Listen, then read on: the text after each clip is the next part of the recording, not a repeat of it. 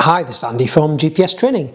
In this video, I wanted to just give a little overview of how I've been getting on with using the TwoNav Roc unit that I've got in front of me over the last 6 months. So what happened is 6 months ago when we first took on the TwoNav products, we went through the different ranges of what was available, and this is actually the smallest and most compact one that they do. I was wanting something to go trail running with that was less weight than units that I currently carry. I wasn't necessarily convinced about a smaller screen because generally I like to have a reasonable size screen and I do wear reading glasses, but I thought I would take this unit on and give it a try because I'm wanting something that's not going to take up a lot of space when I'm going a bit lighter, doing lightweight backpacking and the trail running that I've recently taken up over the last couple of years. So I have various units that I already own, but I did purchase this unit myself personally from work to actually use, and I've put the Ordnance Survey 1 to 25 maps on it. So there's some things that I really like and there's a few little things that I don't like as much, but I thought it'd be nice just to have a general chat, and it just gives you an idea if it's the sort of product you're looking for, and especially if you are wanting something that's very lightweight and compact for something like trail running. So generally when I'll go out trail running in the hills, I always think about safety. I carry a little pack that has first aid kit, spare clothes, food, etc. I always carry a map and compass as backup as well. But when it comes to electric tech, I'm trying to keep my weight down and just have less to carry, or something that's smaller in my hand when I'm moving quickly. So that's why I thought I'd give this unit a try. So weight wise, that's the big thing for me. It only weighs 120 grams. Size wise, you can see it's pretty compact. I'm just going to move my hand across and actually sit it in my hand here, so you can see it now in my hand. I'll actually read out the dimensions for you. So it's actually only 58 millimeters wide on the width. It's 90 millimeters high. Now when I turn it around for the depth, I have actually fitted the bike mount that's included for free. So I'm just going to untwist that. It was just so it would stand up better for the video. So the actual depth of the body of the unit is 20 millimeters, and we just add on a few mil for the little protruding quarter turn mount. While I've got it turned round, we've actually got the little magnetic contacts here, which is where we charge it from. So it is a built-in lithium ion battery. We're generally finding the 18 hours battery life that the manufacturers quote we are achieving. It will depend on what screen you leave the device on, how bright you've got the screen, and whether you're using the full locking onto 3 satellites in one go or just GPS only. But generally I have the screen on about 50% backlight, and I've got it locked onto GPS, Galileo and Beidou satellites, which I'm finding great because I'm getting accuracy down to 5 foot. I've seen on the device on a regular basis, so really accurate. But you could put GPS only and that will improve battery, but the little magnetic cable that you get in with the box just attaches on the back. It's a nice strong magnet, and then the other side would have just attached to your USB plug. So you can charge the unit quickly from a power bank if you were carrying a power bank. Generally though, because of the battery life being getting close up to the 18 hours, this is absolutely fine for me going out on a day's trail run. I just always make sure it's charged the night before. So the built-in lithium ion battery. This is the quarter turn mount where you do get a free bike mount in with the unit. I've actually used a different mount that I find better.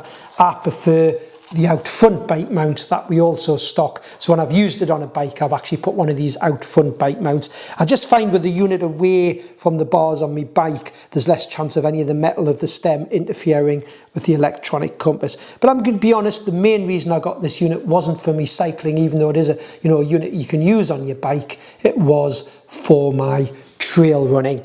So that was just a little bit about the dimensions and the weight of the unit. The screen size is 2.7 inches across the diagonal. What I like is we can hide some of the toolbars that we see along the top that we use for accessing things quickly, and the start one for loading routes, and the main menu. We can actually, when we're using the map screen, select to hide these, and then we get the full size of the screen to view the maps. So I've actually downloaded the 1 to 25 maps for all of Great Britain. They're the most detailed Explorer maps, but you do get, when you purchase the unit from us, included, if you don't buy the full GB Ordnance Survey maps, you can download one region of 1 to 50, the lesser detailed Land Ranger maps. So I've actually got the northeast, so all of the northeast of Great Britain and Cumbria. So actually when I zoom out, it will actually change to a 1 to 50 map, the lesser detailed. But generally when I'm in the hills, I like the more detailed Explorer maps that have the field boundaries. So I did purchase the voucher to download the full 1 to 25 maps. So you probably notice I'm using buttons on the side of the unit. So I really like the fact, yes, it is a touchscreen unit, but we do have button control as well. So on the actual screen itself, you can actually zoom in and out, but you can hide those buttons that you see on the touchscreen so they don't appear. And then you can just use the buttons on the side of the unit. That was me putting it in a 3D mode. I'm just going to put it back to 2D. So you can hide the touchscreen buttons and just use the buttons on the side for zooming in and out. But what we do use the touchscreen for is accessing things like the shortcut menus at the top, where we can change brightness level. I've got this one at 50% at the moment. We can scroll down and look at things like the satellite status, how many satellites are we locked onto. So even inside the building here, even though I haven't got a clear view of the sky, I'm actually sitting here with 8-foot accuracy. I can see here at the bottom of the screen. But generally we're using the touchscreen to move around menus when you're setting up the unit, looking at some of the shortcut menus, going into the main menu and moving up and down the main menus and going into settings.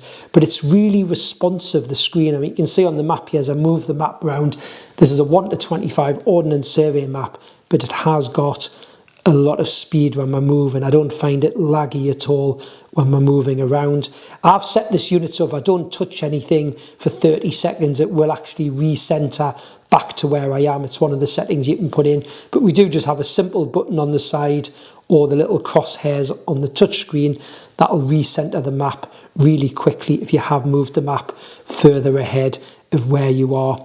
The other flexibility we've got, if again you're wanting a full map view, you can hide the ruler scale bar. I mentioned you can hide the plus and minus. I've actually left them on view for this video, but there is settings for the map where you can say hide it, and then you generally just end up with the map on the screen, so you're getting that full view. Now with any touchscreen, you will find if it's wet, you don't get the same responsiveness. It certainly works a lot better than my phone when it's wet, but generally if I find a unit's been wet, the screen's wet, I'll either move it to a different screen, and then I carry a little micro towel cloth in my bag and I'll give the screen a wipe. Or if I'm on the want to just turn the screen off to lock it, what we can do, I'll just go back to the map. There's a button on the side which really quickly turns the screen off, stops you accidentally bringing it back on. The buttons at the bottom and side won't bring it on. You have to tap the power button to bring it back on. So just give that power button a tap on the side. Power button takes it off again. Blue lights flashing to remind me that the unit's still turned on. So it'd still be recording an activity in the background. But it means if you just want to quickly give it a wipe, that's another way you can just do that. Wipe it with a cloth so it's dry, and it will make it easier. It is a lot better than a phone, I'll be honest, or certainly a lot better than my phone, should I say, when I'm using it in the wet. But generally, we know that a touchscreen in the wet, you're not going to get quite the same responsiveness. But what I generally find when I'm using it, I'm using the button controls when I'm not moving the map around. So I zoom in and out with the buttons. Like the speed of it when it zooms in and out, it's really fast. And I use the buttons on the bottom of the unit, these two buttons, to scroll between the different data boxes. Flexibility of data boxes, you can change to have loads of different choices of what you see in these boxes. We can have an elevation graph when we're following a route, which I will show you. It's got a compass, we have a barometric altimeter built into the unit. I've set this data box to display my current Ordnance Survey grid reference, and I've made the data box the full size, so it's just one data box. So even when I take my glasses off, I can actually read that grid reference. It's nice that we can make a data field really big. I could have 2 data boxes, so we've got that flexibility. Another thing I really like is just a simple thing, but if I want to quickly get back to the map, I can simply press this back button on the side, and it doesn't matter what data box I'm on, press the back button on the side of the unit and it takes me straight back to the map. That's the same button I use when I'm moving the map around. I can recenter it instantly. So going back to the size, and it's a compact, small unit, but I found viewing the map really good. It's clear, it's bright. I can zoom in really close. We will lose a little bit of clarity when we're going really close because it is a raster map, but it's still got a nice definition to it and plenty colours on the map. The other thing I really like, the red triangle, which shows you where I am. I'll just take that so the light's not shining on the screen. The red triangle is my current position. I've made that larger than the standard because, again, I like with it being a smaller screen, I thought let's make the position indicator a little bit bigger. So in the actual settings, what's really nice, we talked about hiding things like the plus and minus and the ruler bar. When I go into my settings for the activity and go into map view, so I'm just going to scroll down on this map view, I can hide, sorry, the zoom's there, so I'm going to hide the zoom there. I can hide the toolbars as well, but the pointer icon, I can change colour, so there's different colours and styles you can use. I've got this one set as big. I can put it back to a smaller size or make it very big. So I'm just going to come back to the map now. So I've now made it the largest size. I've hidden the plus and minus off the screen because I'm using the buttons on the side of the unit. Some people might find that pointer too big, but it's just the flexibility of being able to change the colour and the size. One of the other things I really like is, and this is where I wasn't sure, smaller screen, what's it going to be like when I'm following a route? Now I know I can zoom in and out, but what I really like is you can change the colour of the route and the thickness of the route that you're following. So I'm just going to show you that in the settings. I've actually changed it from the default to a bright yellow colour. That mightn't be everyone's colour of choice, but it's the one that I've went for. So I'm just going to go into what we call track view. So you can actually change the track colour that's been recorded and the thickness of it. But what I've actually done is change the navigate view. So this is when you're following a route that you've sent to your unit. I've changed mine to yellow, but you can see you've got a nice choice of colours here of what you can change it to, and you can put a line either side of the yellow. So I've picked a black line. Again, there's different colours. And where it says thickness, generally the standard thickness I think was number 4. I've actually changed this to a much higher number. I can make it thicker again, but let's have a look at what that looks like when I've got a route on display. So I'm just going to go back to the map. It's really simple to start a route navigation. If you've sent a route to your unit, I've got the word start at the bottom of the map. I go start. If I was just wanting to record an activity, I've got free activity. I can follow an activity I've already recorded. I can find things on the unit. I can put in a destination from a grid reference. But I'm going to keep this simple. I've got routes loaded on my unit. And this is another thing I really like. You'll see here on my routes, I've got folders that I've created on the computer. So when this is connected to a Windows or Mac computer, within the folders on the unit, you can create folders for your routes like Lake District. I've got Northumberland. I've created one for an event, the Montane Spine. You don't have to do that. You can end up with just a list of routes you've put on the unit, and then you do get an option where you can sort them by alphanumeric, date, how far away they are from you, etc. But I like the fact you can create folders, which is what I've done. So let's just load one of the routes I've got in my Northumberland folder. So I've got 3 routes in here. I'm going to pick this middle one, which is our Coquet Valley Challenge. So this is just an overview on the screen of the route, and I'm going to tap on go. It's now just beeped at me to tell me I'm off course. That's why I've got the red line at the top left. So it's got a nice tone sounder on it. So if you do go off course, you do get a nice clear beep on the unit. It's nice that you can actually change the sensitivity of the off course alert. It's telling me I've reached the end because the end point's actually just outside the building here. But it does have off course alerts, and you can set the distance to be anything you want. You could have it as 10 foot, which would be to be too sensitive, 100 feet, 200 feet, 500 feet. So you can actually put a figure in of when you want it to tell you you've went off course. So I really like that flexibility. So I'm just going to zoom in now here, and you can see what I mean about this nice clear line. So this is where this route starts. I've got the little green dot at the start, and I'm just moving it around. You can see the black arrows built into the yellow. So again, you have a choice of colours. Yellow might not be everyone's choice of colour. You can make it thicker and thinner, and it's just giving you an idea what that route looks like. What I can then do is scroll through data boxes that would give me information when I'm on this route. I've got a little graph profile there. I'd see a line going across the graph, the elevation profile as I move over the different elevation on the route.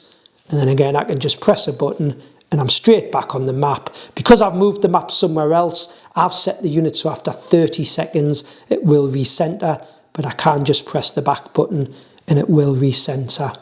The data boxes I can see along the bottom, one of these, once I'm on the route, it thinks I'm finished it because I'm just next to the end point. I can get distance to destination. You can change what you see in these boxes, or you can have it set so those boxes do not display. But I really like the fact you can get that nice, clear route colour. And again, when I'm on the map, I can make it full size. Just get that so it's full size. So I've got a full size map on the screen, which I really like. So using the device, very simple. Then I've started that route. It's actually recording now. So it's got nice shortcut controls, which I like, which are easy to find. So if I just minimize the map again and go to the toolbar along the top, shows me I'm recording, tells me I'm recording. I can go on here, I can pause it, I can stop it and save it. I can look at information when I've started the recording about how far I've travelled. I can stop it. It automatically saves it with information. If I decide I don't want that one saved, I can just hit the 3 dots, file, delete, and it's gone. So there's lots of flexibility within the unit, but I find it really simple to use, very straightforward. Putting routes on the unit, I've either got something called the Link app where I can use Bluetooth and send them to the unit, but when it's connected to a computer, I mentioned already that you can create folders in the computer. You don't have to create folders, but generally when it's connected to a computer, I'm just dragging and dropping my GPX files either into the folders or on the main folder on the device, and that's it. The GPX route files on the unit. So it's really simple. So it's just to give you a general feel of how I've been getting on using the unit. So I think the positives I've taken away, and then I will come back with a couple of small negatives, but the positives I've taken away are, we know it's lightweight, 120 grams. You can see from the size it's compact. There's no weight to it. It's touchscreen, but we do have some button control. So I know, yes, when it's very wet, you lose a little bit of sensitivity on the screen, but generally I would either create a button to lock the screen, so when it's on the map, it's locked, but it's still moving if it was heavy rain. Or remember, I like the fact I've got the simple button on the side. So now when I put that in my zipped pocket at the front of my rucksack, I'm not going to accidentally touch anything. I can give the screen a wipe. There's a little indicator telling me it's still turned on, which I really like, so I don't accidentally leave it on.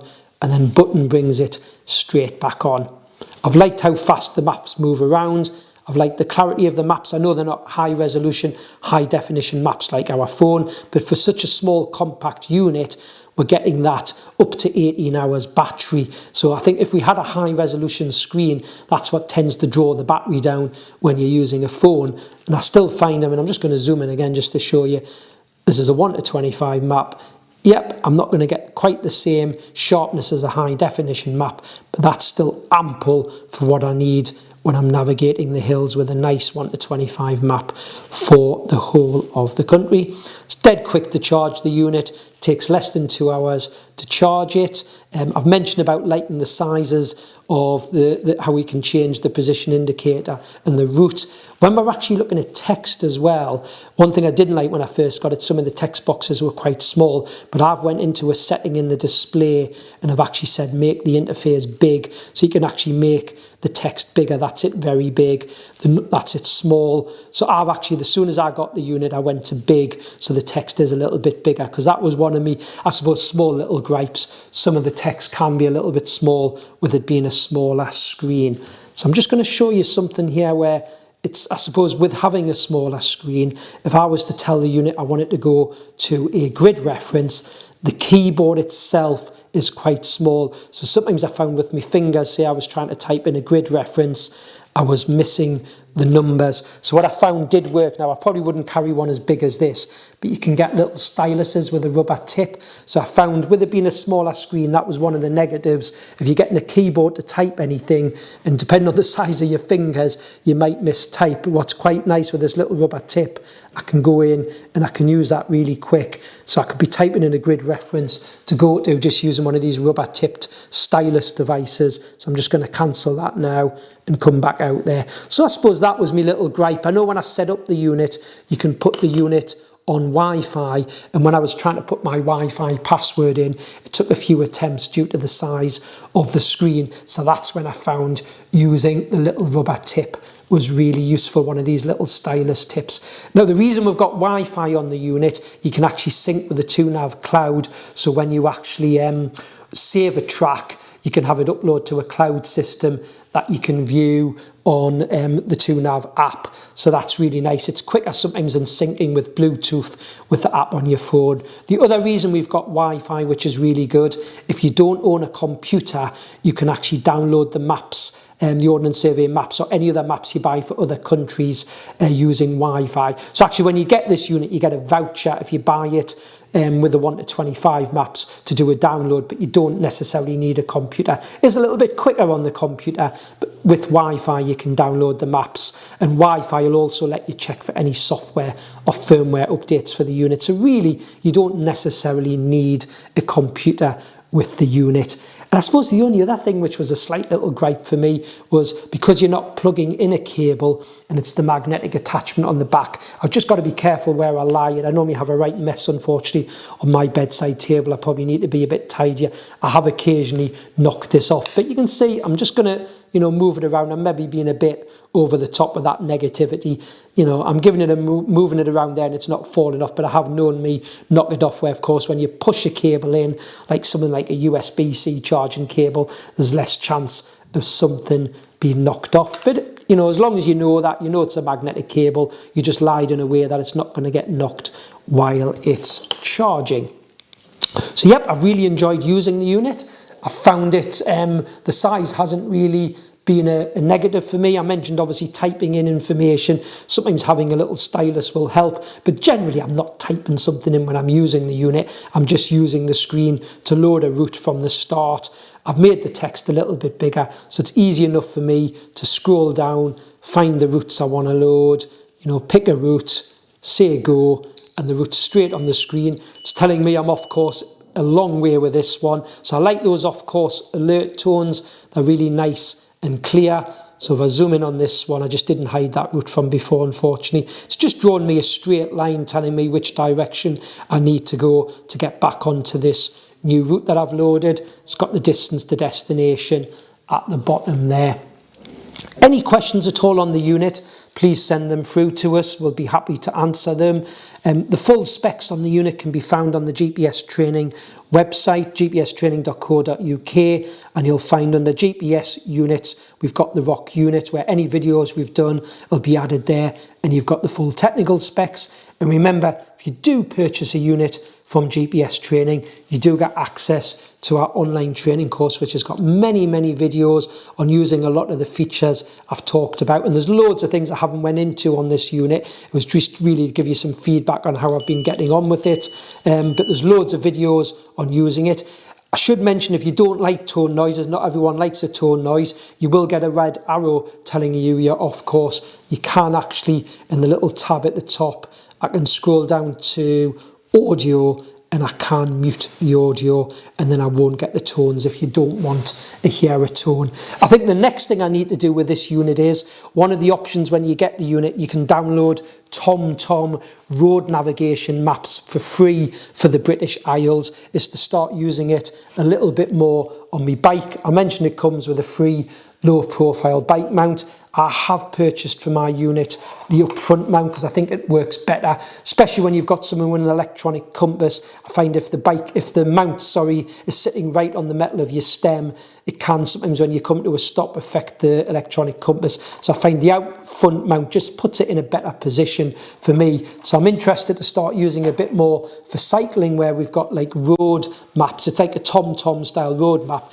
and I know from the TomTom maps, having a quick look, you can actually type in a postcode as well. I should actually, just before we finish this video, if I change the profile to road biking, generally that should load the more basic map.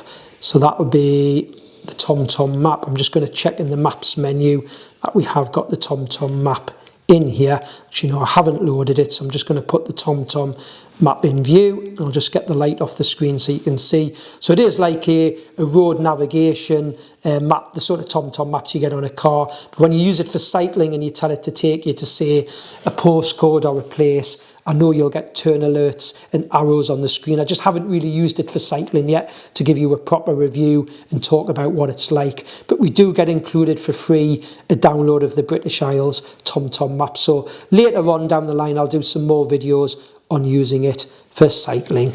But I hope you found this video useful, and thanks for watching.